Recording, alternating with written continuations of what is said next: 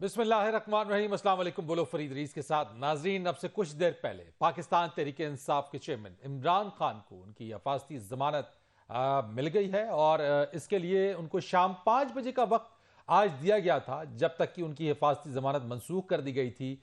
2 रुकनी bench था Lahore high court का ये, और जहां ये कहा गया था कि शाम 5 बजे वो अदालत में पेश हो, लेकिन इमरान खान साहब ने उसमें आने में ताखीर की और अदालती अहाते में पहुंचने के बाद कोशिश ये की जा रही थी कि इमरान खान की जो हाजिरी है उसको लगवा दिया जाए, लेकिन जो मोअज़्ज़ज़ जज साहबान हैं उनका ये मौक़िफ़ रहा कि इमरान खान साहब को पेश किया जाए, रोस्टम पर लाया जाए, कमरा अदालत में लाया जाए और वहां पे वो पेश होने के बाद ही कोई फैसला होगा। तो इस तरीके से यहां इस अदालत से उनको हिफाजती जमानत तो मिल गई है, एक और अदालत है उसके अंदर भी उन्होंने जाना है। और इसी तरीके से पाकिस्तान तहरीक इंसाफ का यह मौक़िफ़ रहा है कि उनके चेयरमैन इमरान खान वजीराबाद में होने वाले हमले के बाद जो उनका जख्म आया उसकी वजह से वो अदालत नहीं आ सकती, जिसकी वजह से उनको उनकी जो पेशी है उससे इस्तिस्ना करार उसमें दिया जाए। इन तमाम चीज़ों के ऊपर हम बात करेंगे। हमारे साथ मौजूद है पाकिस्तान तहरीक इंसाफ के सीनियर रहनुमा फवाद चौधरी साहब। अस्सलाम वालेकुम सर।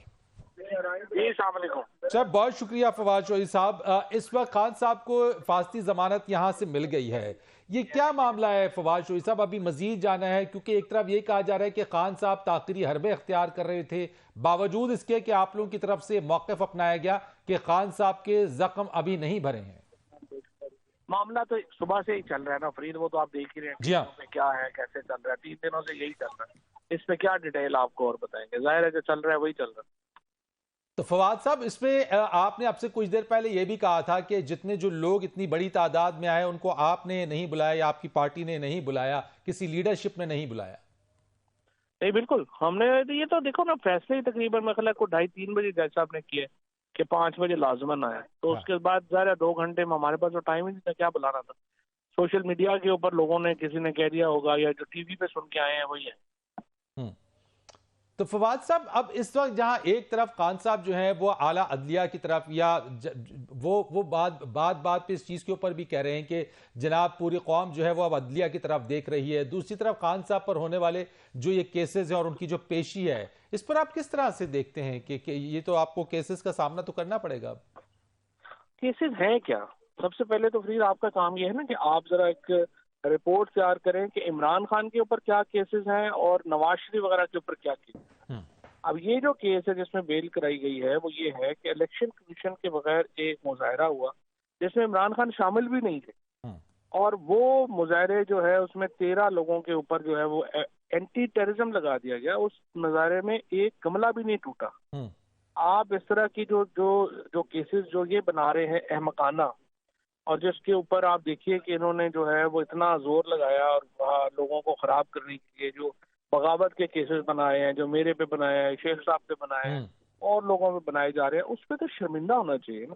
और मीडिया को एक्चुअली रोल ये है कि लोगों के सामने ले के है कि केसेस बनाए क्या जा रहे हैं और किस कदर ज्यादा रियासती दहशत गर्दी है जो इस वक्त आम इंडिविजुअल्स के खिलाफ और पाकिस्तान के साबिक वज़ीर आज़म के खिलाफ इस वक्त जो है वो बर्पा की जा रही है। तो वजूहात क्या देख रहे हैं फवाद चौधरी साहब ये सारे इन केसेस के पीछे, इस तरह जो आप इस वक्त जिन चैलेंजेस का सामना आपकी जमात, आपके चेयरमैन कर रहे हैं? वजूहात ये हैं कि पाकिस्तान के अवाम एक फैसला कर चुके हैं, वो इमरान खान की क़यादत में यकजा है, यकसू है और तहरीके इंसाफ के साथ वो खड़े हैं। और ये जो सियासी बोने जिनका ख्याल था कि हमें हुकूमती ओहदे मिल जाएंगे तो हमारा कद बड़ा हो जाएगा, वो परेशान है कि हमने मुकाबला कैसे करना है तहरीके इंसाफ का और इमरान खान का। और चूंकि उनको जगह नहीं मिल रही छुपने की, वो कभी एक बिल में घुसते हैं, फिर दूसरे में घुसते हैं, और उनको इलेक्शनों में वो नहीं जा सकते, वो बाहर बैठ के खाना नहीं खा सकते। इनकी जो इस वक्त जो हालत है वो ये है, और वो खौफजदा है इमरान खान से, और इसलिए रियासती जबर के जरिए वो हुकूमत करना चाहते हैं। तो कौन है पीछे फवाद चौधरी साहब इस रियासती दहशत गर्दी, जैसे आपने कहा, या रियासती जबर के पीछे? ये जो हुकूमत है, पीडीएम की हुकूमत है, जो जो इमरान खान से खौफजदा लोगों का एक जत्था है जो कि इन हरकतों में मुलव्वस। तो आज सदर मुमलिकत की जानिब से पंजाब खैबर पख्तूनख्वा में इंतखाबात की तारीख देने के हवाले से भी ये कहा जा रहा है कि सदर साहब के पास ये इख्तियार नहीं था जो उन्होंने ऐलान किया है। किसके पास इख्तियार है फिर, अगर सदर के पास इख्तियार नहीं है? सवाल तो ये है ना, अगर सदर के पास इख्तियार नहीं है तो गवर्नर्स के पास था, तो गवर्नर्स अनाउंस क्यों नहीं कर रहे थे? अगर गवर्नर्स के पास नहीं था फिर इलेक्शन कमीशन के पास था, वो अनाउंस क्यों नहीं कर रहा था? सवाल तो ये है कि सदर ने जो सेक्शन 54 और 57 के तहत उनको इख्तियार हासिल हैं वो इस्तेमाल किए हैं, लेकिन अगर यही इसके पैरेलल इख्तियारात जो थे वो इलेक्शन कमीशन के पास भी थे, वो क्यों नहीं कर रहा था? तो यही मैंने आपको कहा ना कि एक जत्था है लोगों का, जो खौफ, इमरान खान के खौफ की शिकार लोगों का, जो अवाम के पास नहीं जाना चाहता। लेकिन फवाद साहब, उसमें यह भी पता कहा, यह है लिखा हुआ इलेक्शन एक्ट 2017 के सेक्शन 57 में कि जी कंसल्टेशन होगी विद द इलेक्शन कमीशन, और सदर साहब ने जब इलेक्शन कमीशन को खत लिखा तो उन्होंने माजरत कर ली कि वो नहीं आ सकते, तो वो इलेक्शन का जो प्रोसेस है कंसल्टेशन का वो शुरू ना हो सका। तो इसमें कंसल्टेशन तो जरूरी थी इलेक्शन कमीशन की तरफ से। ये कंसल्टेशन हो गई ना, उनका मौकफ आ गया। कंसल्टेशन तो यही होती है ना कि मैं आपसे पूछता हूँ कि और आप उसका जो भी जवाब देंगे, कंसल्टेशन तो कॉन्स्टिट्यूट हो गई। ठीक है, और अगर ऐसे मौके के ऊपर इलेक्शन कमीशन का कल इजलास भी है, सदर साहब ने तारीख दे दी है, उसके बावजूद अगर फवाद साहब इस पर अमल नहीं होता है तो फिर क्या होगा? लेकिन ये 90 दिन में इलेक्शन अगर नहीं होते तो इलेक्शन कमिश्नर और वो जो जिस तरह से फैसल फारूकी ने कहा था वो गिरफ्तार होंगे, और ये अल्टीमेटली आर्टिकल 6 जो है वो इनके ऊपर जो है वो लगेगा। ये जो मामला है ये तो सामने सामने है, अब ये उन्होंने फैसला करना है कि क्या उन्होंने करना है क्या। ठीक है, बहुत शुक्रिया आपका फवाद चौधरी साहब, आप इसके ऊपर हमसे बात कर रहे थे। और जिस तरीके से फवाद चौधरी साहब ने कहा जनाब कि जो इसके ऊपर अमल दरामद नहीं करेगा उसके ऊपर आर्टिकल 6 लगेगा। अब मामला यहाँ पे ये कि बहुत सारे सवालात इसके अंदर हैं कि सदर मुमलिकत की इस तारीख देने के ऊपर भी आज एक बहुत आम मामला हुआ इस पर, और ये कहा गया कि इससे पहले तक पाकिस्तान तहरीक इंसाफ मुसलसल मुतालबा करती रही। इसके ऊपर पंजाब में खैबर पख्तूनख्वा के हवाले से गवर्नर पंजाब भी इस ओपिनियन के ऊपर थे कि उन्होंने चूंकि असम्बली जो तहलील होने की समरी थी उसके ऊपर उन्होंने दस्तखत नहीं किए, मुकर्रर मुद्दत पूरी हो गई और वो असम्बली तहलील हो गई, इसलिए वो नहीं देंगे इंतखाब की तारीख। गवर्नर खैबर पख्तूनख्वा की जानिब से यह मौक़िफ़ अपनाया गया है कि उनको सिक्योरिटी की जमानत अगर मिल जाए, सिक्योरिटी अगर हो तो फिर वो इलेक्शन की तारीख दे सकते हैं, वरना तो पहली जो तरजीह है वो सिक्योरिटी को यकीनी बनाना है, और सूबे में सिक्योरिटी इस तरह से नहीं है कि इंतखाब हो सके। यही वो बात थी जिसको मौक़िफ़ अपनाते हुए पाकिस्तान तहरीक इंसाफ ने पंजाब में भी और खैबर पख्तूनख्वा के अंदर भी अदलिया से रुजू किया कि वो इंतखाब की तारीख दें, जिसमें लाहौर हाई कोर्ट की तरफ से उसके वाज़े अहकामात आ गए कि इंतखाब के हवाले से कि 90 रोज के अंदर वो इंतखाब होना चाहिए। अब यहां पे सदर मुमलिकत की तरफ से जो इलेक्शन कमिश्नर को खतूत लिखे गए, इलेक्शन कमिश्नर की जानिब से जो खतूत का जवाब दिया गया इलेक्शन कमीशन की तरफ से, उस सारे मामले के अंदर सवाल यह पैदा होता है कि इसके अंदर भी एक तकसीम नजर आती है, जिसके अंदर कुछ का कहना है कि सदर के पास वो इख्तियार नहीं है, मासवाए चंद ऐसे मामलात के अंदर जिसमें सदर को ये इख्तियार है कि वो अज खुद फैसला कर सकते हैं, लेकिन इसके अलावा किसी और मामले के ऊपर भी उनके पास अज खुद फैसला करने का इख्तियार नहीं है। और इलेक्शन के हवाले से भी ये कहा कि उसमें इलेक्शन एक्ट के हवाले से अब इसकी तशरीह है, इस तशरीह के हवाले से हर कोई अपने अपने तौर पे तशरीह कर रहा है, लेकिन मामला यह है कि इमरान खान का पाकिस्तान की सियासत में मुस्तकबिल वो क्या होगा, ये एक बहुत अहम सवाल है। क्योंकि पाकिस्तान तहरीक इंसाफ के चेयरमैन इमरान खान बार बार ये कहते नजर आते हैं और वो ये मौक़िफ़ अपनाते हैं कि उनको नाअहल या उनको गिरफ्तार करने की हुकूमत कोशिश में लगी हुई है और उनको जो है वो सियासत से बाहर करने की कोशिश की जा रही है। दूसरी तरफ एक बहुत अहम चीज जिसका तस्करा हुआ कि सदर की तरफ से पंजाब और खैबर पख्तूनख्वा में 9 अप्रैल की जो तारीख दी गई है उसके ऊपर अमल दरामद होता है नहीं होता है, इस मामले के ऊपर क्या है, इस पर बात करेंगे। एक ब्रेक लेंगे, ब्रेक के बाद हमारे साथ मौजूद होंगे अहमद बिलाल महबूब साहब जो कि सरबराह पिलडैट के, शुएब शाहीन इस्लामाबाद हाईकोर्ट बार के सदर हैं, इन्हीं कानूनी माहिर हैं, और शायख उस्मानी साहब हमारे साथ होंगे, उन सब से बात करेंगे इन्हीं मामलात के ऊपर एक ब्रेक के बाद।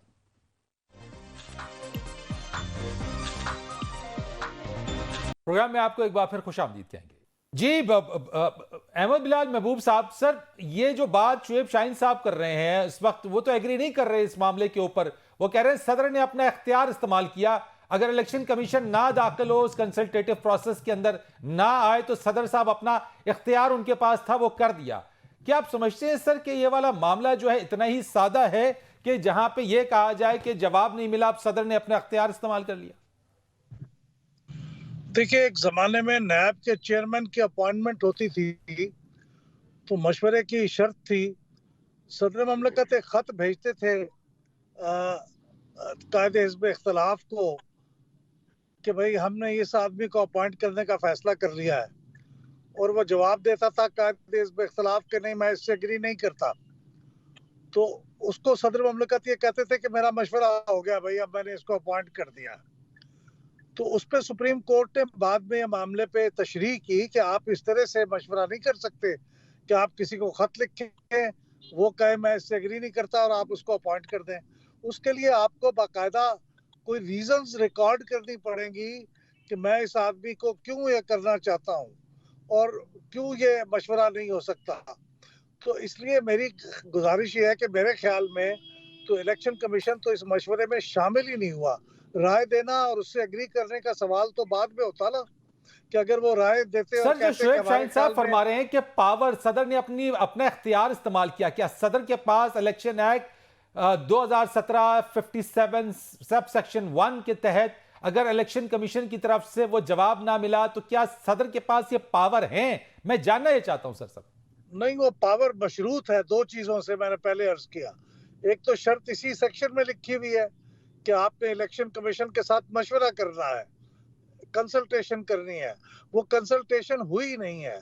देखिए ना, अगर फर्ज करे वो तारीख कहते कि 15 अप्रैल होनी चाहिए और सदर ममलकत कहते 9 अप्रैल होनी चाहिए, तो फिर चले कंसल्टेशन हो गई और सदर ममलकत कहते कि चूंकि हमारा इत्तफाक के राय नहीं हुआ, मैंने कंसल्टेशन कर ली, अब मैं 9 अप्रैल मुकर्रर करता हूँ, तो फिर भी कोई जस्टिफिकेशन होती। यहाँ तो कंसल्टेशन की अलफ बे भी नहीं हुई, उन्होंने बुलाया वो नहीं आए, तो कंसल्टेशन तो नहीं हुई। बुलाना कंसल्टेशन नहीं होता जब तक कि वो आना जाए और कंसल्टेशन ना हो जाए। दूसरी बात यह है कि मैंने अर्ज की थी कि एक ओवरऑल एक हमारे पार्लिमानी निज़ाम के अंदर ये शर्त है लाजमी कि सदर ममलकत ऑन हिज ओन एक्ट नहीं कर सकते, सिवाय उन चीज़ों के जिनमें वो लिखा हुआ हो कि ये अपनी डिस्क्रिशनरी पावर है उनकी। मिसाल के तौर से अगर असम्बली का इजलास हो और उसमें कोई अपनी अक्सरियत साबित ना कर सके, तो वहाँ ये लिखा हुआ है कि वो अपनी डिस्क्रिशनरी पावर इस्तेमाल करेंगे और असम्बली को बर्खास्त कर देंगे। वो तो डिस्क्रिशनरी पावर है, लेकिन बाकी तमाम मामलात में वो आर्टिकल 48(1) के तहत वजीर आजम के मशवरे के पाबंद होंगे। उनका इख्तियार अपने तौर पे नहीं है, वो यूनिलैटरल नहीं है, वो इस मामले में आज़ाद नहीं है। वरना तो ये सदारती निज़ाम हो जाए और फिर सदर ममलकत ही अपना कौम का निज़ाम चलाते रहे, तो ये गलत है। ये वो नहीं कर सकते जब तक वजीर आजम का मशवरा शामिल ना हो, और इस मामले में खास तौर पर स्पेसिफिकली इलेक्शन कमीशन के साथ कंसल्टेशन हो गई हो। ये दोनों काम तो हुए नहीं, लिहाजा ये गैर कानूनी और गैर आईनी सा काम हुआ है, आइन की मंशा के मुताबिक नहीं हुआ है। और मैं शायद उस्मानी साहब की जो राय है उससे इत्तफाक करता हूँ कि फिर ये बिल्कुल इसकी ये नल एंड वॉइड है, एब इनिशो, बिल्कुल इसकी कोई हैसियत नहीं है। और इलेक्शन कमीशन सेक्शन 57(2) के तहत इलेक्शन का स्केड्यूल देने का पाबंद भी नहीं है। तो सर, सेक्शन 58 को एक्सरसाइज करेगा इसमें, या जैसे शेख उस्मानी साहब ने कहा कि वो इग्नोर कर देगा तब भी काम चलेगा?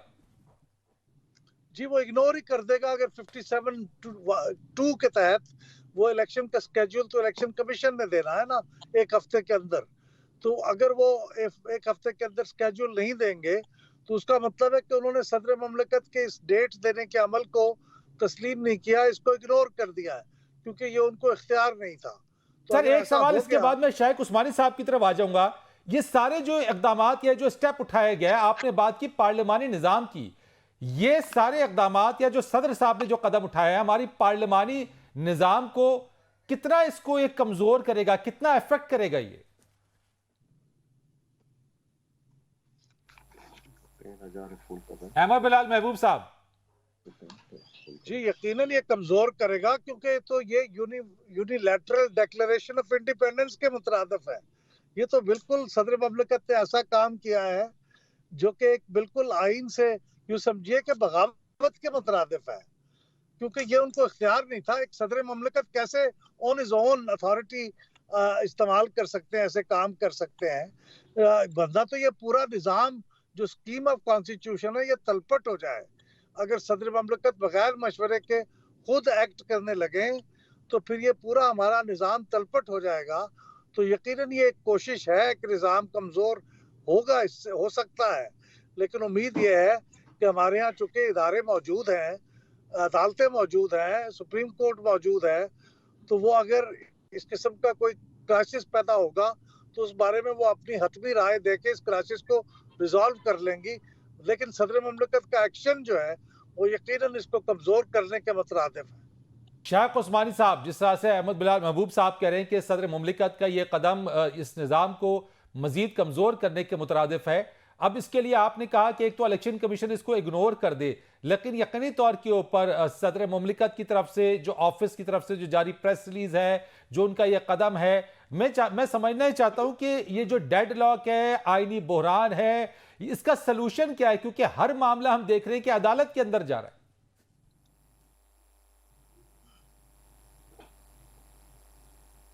क्या उस्मानी साहब, आर यू विद अस? अच्छा जी, दोबारा कनेक्ट करने की कोशिश करेंगे। शोएब शाहीन साहब, सर आपने बड़े तफसील से सर सुन लिया कि चूंकि आप फरमा रहे हैं आपका डिफरेंट ओपिनियन है इस मामले के अंदर, लेकिन अहमद बिलाल महबूब साहब तो ये फरमा रहे हैं सर कि सदर बजाते खुद इनफरादी तौर पे, यानी कुछ मामलात के अंदर उसके डिस्क्रिशनरी पावर्स हैं, इसके अलावा तो उसके पास वो पावर्स नहीं है, और अगर वो ये कदम उठाया है उन्होंने तो निजाम को मजीद कमजोर वो कर देंगे, और किया है उन्होंने।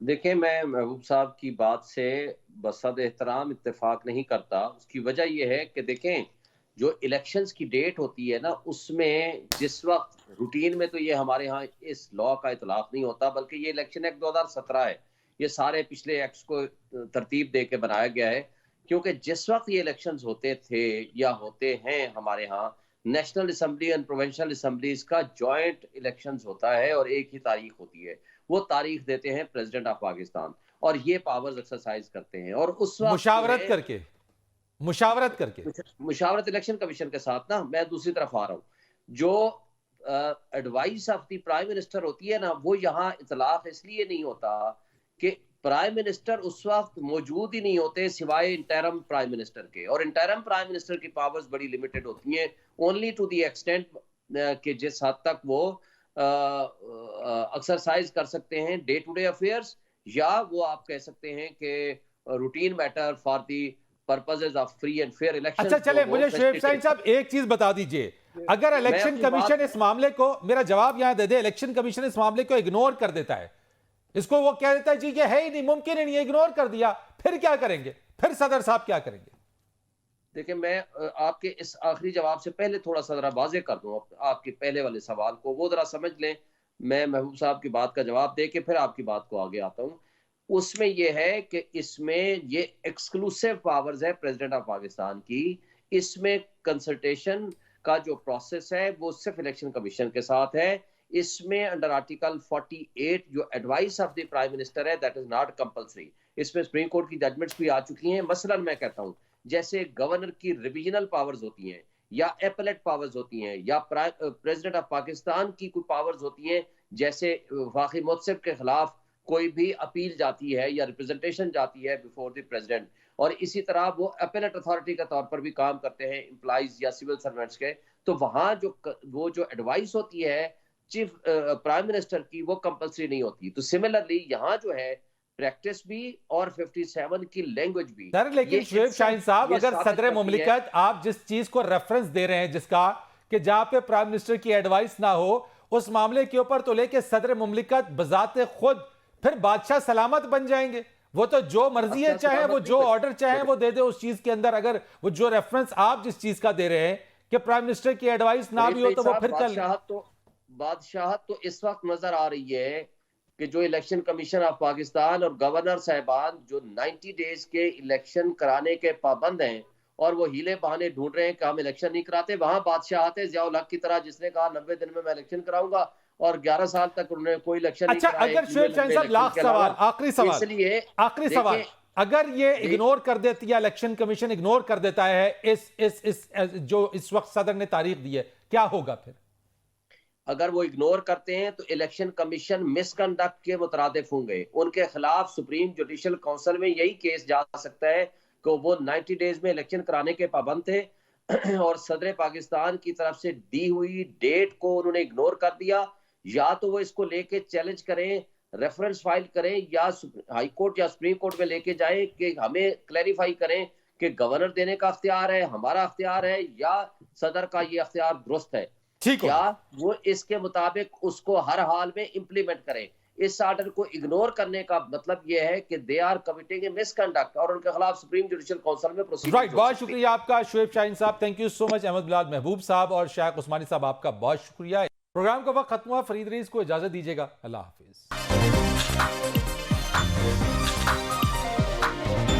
प्रोग्राम में आपको एक बार फिर खुशामदीद कहेंगे। सदर मुमलिकत आरिफ अलवी ने पंजाब और खैबर पख्तूनख्वा में आम इंतखाबात की तारीख दे दी। 9 अप्रैल की यह तारीख दी गई है। इससे पहले हमने देखा कि मजमूई तौर के ऊपर पाकिस्तान तहरीक इंसाफ मुसलसल ये दबाव डाल रही थी कि पंजाब और खैबर पख्तूनख्वा की असम्बलियां तहलील हो गई हैं और तहलील हो जाने के बाद 90 रोज की आईनी मुद्दत है जिसमें इंतखाबात की तारीख का ऐलान होना है। गवर्नर पंजाब और गवर्नर खैबर पख्तूनख्वा दोनों ही अपने मौक़िफ़ पर कायम थे कि इंतखाबात के लिए सिक्योरिटी का होना बहुत ज़रूरी है।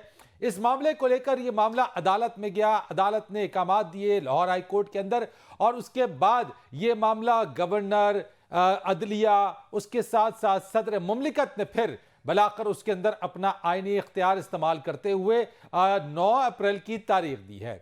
इलेक्शन एक्ट 2017 सेक्शन 57 के तहत उन्होंने ये इख्तियार इस्तेमाल किया है। इससे पहले सदर मुमलिकत ने इलेक्शन कमीशन को अपना इख्तियार इस्तेमाल करने का कहा, खत लिखे, खतूत का तबादला हुआ, और आज सदर मुमलिकत ने इलेक्शन कमीशन को यह कहा कि वो मुशावरत के लिए ऐवान सदर तशरीफ लाए, लेकिन इलेक्शन कमीशन ने यह कहकर माजरत कर ली कि इस सारे मामले के अंदर वो नहीं आ सकते हैं क्योंकि मामला एक तो सब जुडिस है और फिर उसके साथ साथ जो असम्बलियों की तहलील हुई है उसमें तारीख का ऐलान गवर्नर, चाहे वो खैबर पख्तूनख्वा के हों या फिर पंजाब के हों, उन्होंने करना है। इस सारे मामले के ऊपर आईनी और कानूनी मामलात के अंदर, क्योंकि जहां एक तरफ कहा जा रहा है कि सदर मुमलिकत ने आईनी इख्तियार इस्तेमाल किया है, वहीं राय तकसीम भी नजर आती है। सारी सूरत हाल के ऊपर गुफ्तगू करेंगे।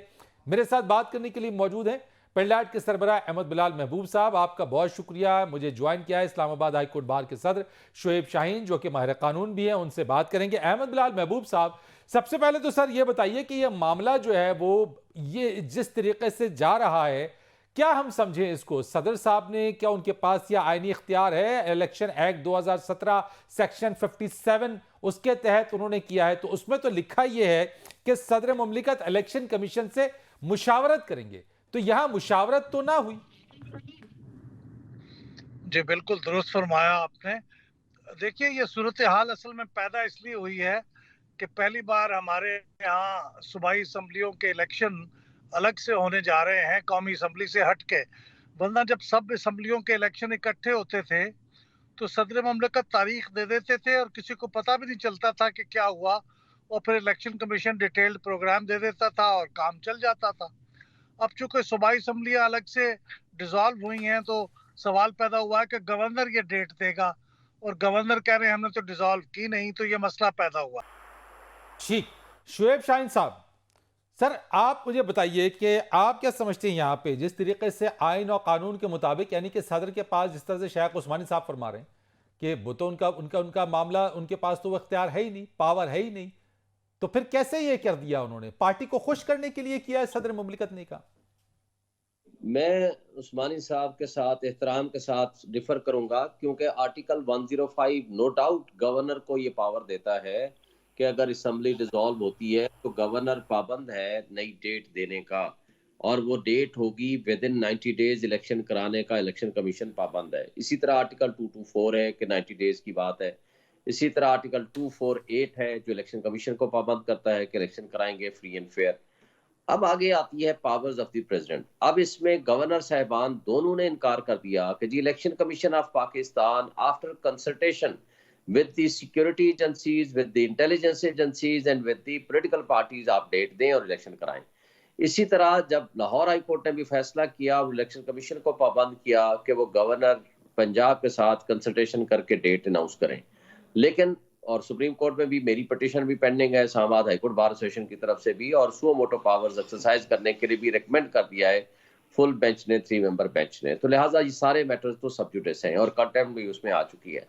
अब जो सेक्शन 57(1) है ऑफ द इलेक्शन एक्ट 2017, उसको अगर आप पढ़ें तो ये इसकी लैंग्वेज है, the president shall announce the date are dates of the general elections after consultation with the commission. बिल्कुल अब दुरुस्त। यहाँ कमीशन का मतलब है इलेक्शन कमीशन। मेरे पास कंसल्टेशन करेंगे इलेक्शन कमीशन के साथ, प्रेसिडेंट ऑफ पाकिस्तान डेट या dates of the general elections देंगे। तो ये मुशावरत इलेक्शन हुई का सर? मतलब ये है, इलेक्शंस का मतलब ये है कि नेशनल असेंबली का इलेक्शन और प्रोविंशियल असेंबली का इलेक्शन, और नेशनल और प्रोविंशियल असेंबली के ये जनरल इलेक्शंस हैं, ये जिमनी इलेक्शन नहीं है।